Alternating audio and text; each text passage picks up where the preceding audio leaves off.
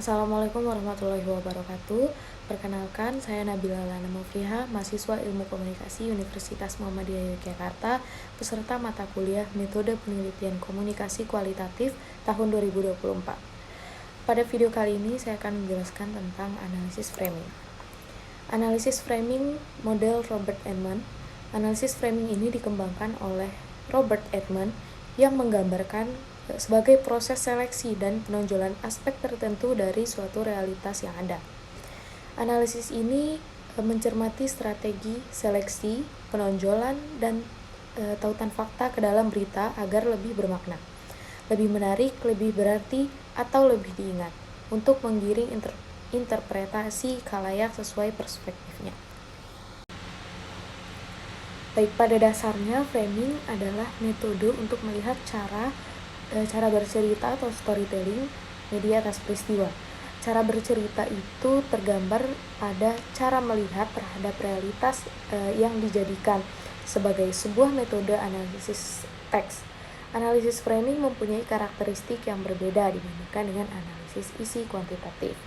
Dalam analisis isi kuantitatif yang dikenakan pada isi konten dari suatu pesan atau teks komunikasi, sementara dalam analisis framing yang menjadi pusat perhatian adalah pembentukan pesan dari teks framing, terutama melihat bagaimana pesan atau peristiwa dikonstruksi oleh media, bagaimana wartawan mengkonstruksi peristiwa dan menyajikan pada khalayak pembaca. Analisis framing secara sederhana dapat digambarkan sebagai analisis untuk mengetahui bagaimana realitas peristiwa, aktor, kelompok, atau apa saja yang dimiliki oleh media. Kemudian komponen analisis. Dari komponen analisis ini ada 4. Yang pertama adalah framing device. Framing device adalah alat yang digunakan untuk membangun frame tertentu dalam komunikasi. Ini bisa berupa kata-kata, gambar, narasi, judul, atau elemen yang lain yang mempengaruhi bagaimana pesan disusun dan juga diterima. Yang kedua ada frame building. Frame building ini adalah proses di mana mengirim pesan menjadi frame tertentu dan membangun narasi atau argumentasi yang sesuai dengan frame tersebut.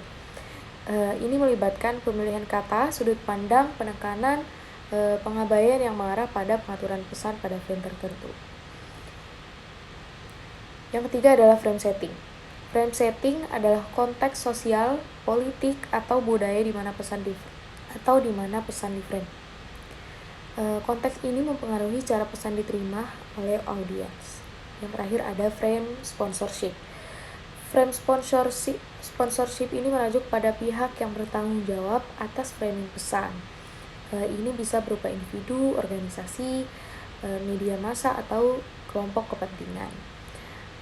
Frame sponsorship ini memainkan peran penting dalam menentukan agenda dan sudut pandang yang disampaikan dalam framing. Selanjutnya yang terakhir ada metode analisis framing. Metode analisis framing ini ada 2. Yang pertama analisis konten.